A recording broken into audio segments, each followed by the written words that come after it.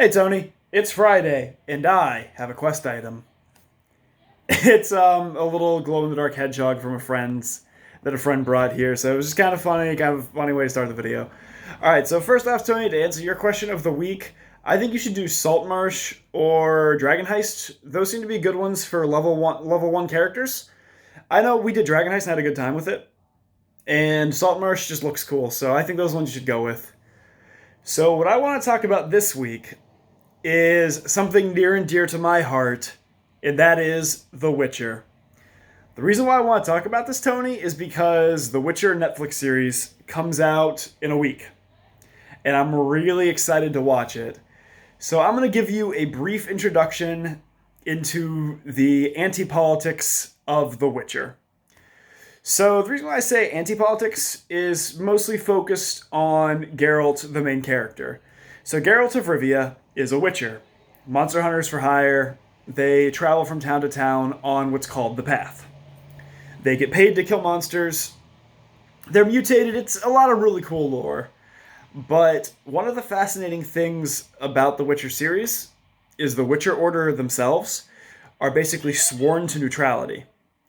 So it leads to an interesting discussion on the politics of a monarchy and a group of traveling monks who kind of interact with it. So the world of The Witcher is based off of Polish history, and you can basically look at around the 1500s or so, because it's sword and sorcery. There aren't any firearms or anything, but they're like crossbows. There's plenty of cavalry, things like that. So you're looking probably 1400s, 1500s, somewhere around there.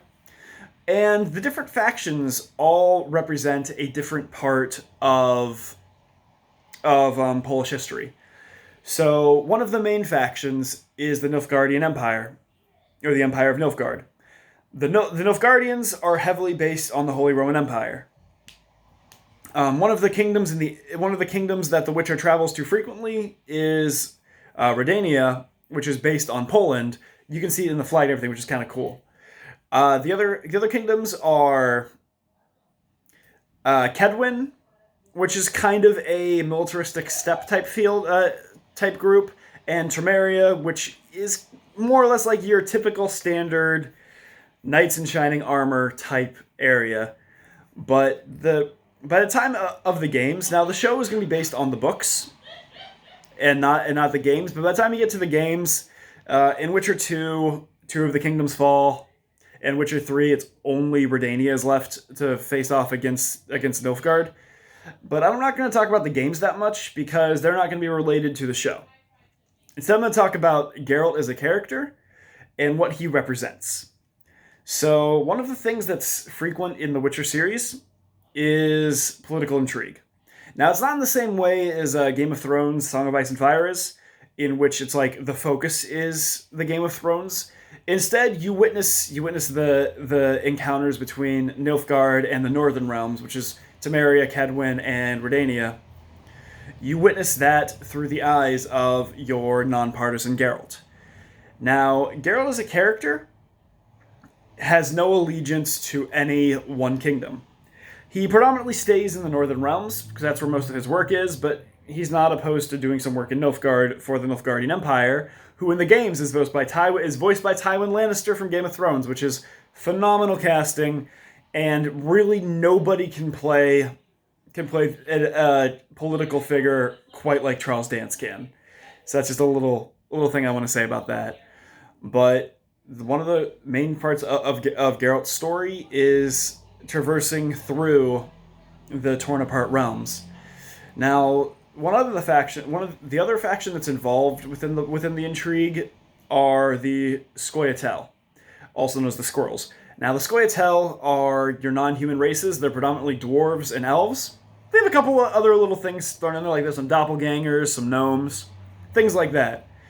What they do is they represent a guerrilla faction. So in the world of The Witcher, non-humans are treated as second-class citizens.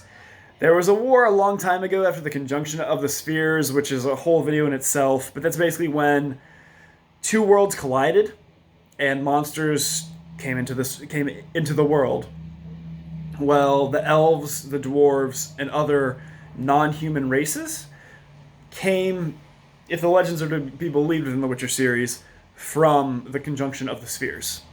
But they're treated like second-class citizens by the human monarchy, which kind of leads to an interesting aspect of humanity compared to what humans might consider to be subservient, which can go into different forms of racism, different forms of speciesism, and xenophobia, which the series really does a good job of explaining.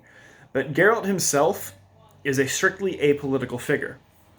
And he's well known, like he's a real hero, like very popular in Poland, because the series by Andrzej Sapkowski is super popular in Poland because that's where it was written. But Geralt is a very popular character because he represents the kind of neoliberal, nonpartisan, apolitical bodies, in which Geralt doesn't care who he serves.